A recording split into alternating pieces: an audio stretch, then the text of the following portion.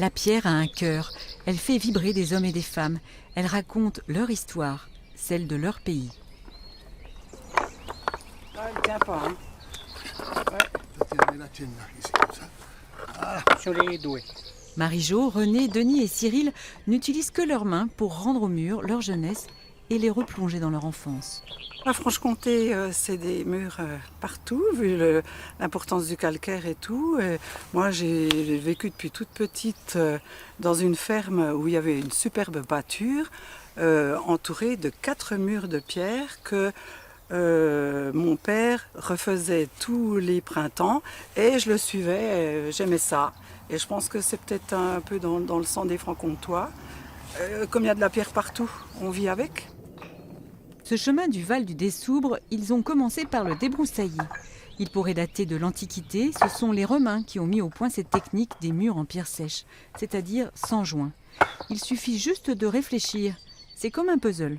Se faire en 3 dimensions le volume, après chercher sur le tas le volume qui convient, et au bout de la 10e, trouver la belle. Parce que ça peut être beau une pierre. Ah oui, ah oui, oui. Ouais, ouais, qui reçoit la mousse, qui change de couleur, l'été, l'hiver, qui vient un peu plus blanche. C'est magnifique. Norbert Joly a lui aussi rejoint Murs et Murger. Au départ, cet agriculteur à la retraite avait demandé à l'association de déplacer son mur dans l'aliment de la route.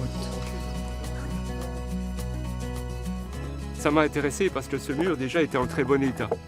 Donc j'ai trouvé dommage de le détruire. C'est un peu notre patrimoine, ces murs. Hein, les patrimoines, ce n'est pas toujours les châteaux des puissants et puis des seigneurs, c'est aussi le nôtre. Et puis remettre en état et les faire beaux, les remettre à neuf, c'était quelque chose qui m'intéressait. Du coup, Norbert a mis la main à la pâte.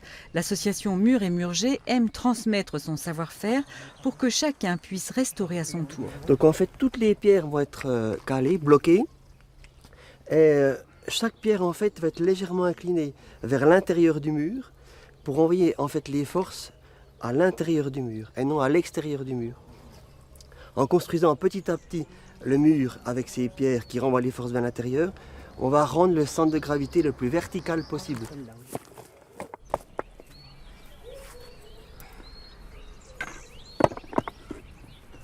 On va aller ici.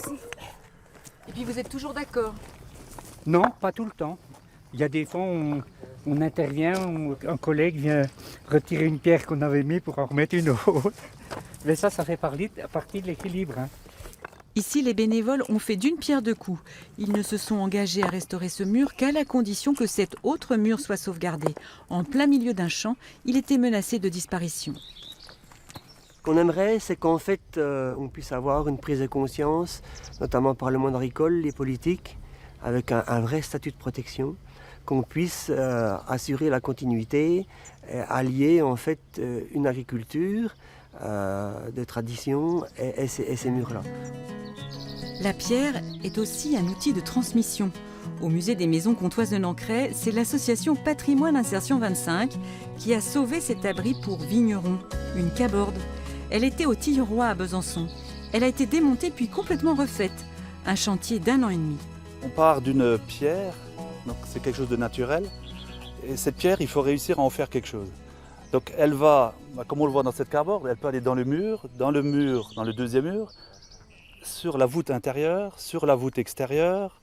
Il y a plusieurs façons de la placer, voire à l'intérieur de la caborde, dans l'épaisseur du mur.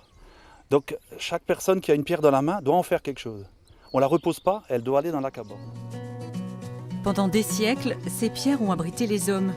Aujourd'hui, la caborde a été sauvée en entrant au musée. Dans les campagnes comtoises, les murs de pierre sèche ont eux aussi trouvé leur sauveur. Un signe de reconnaissance éternelle.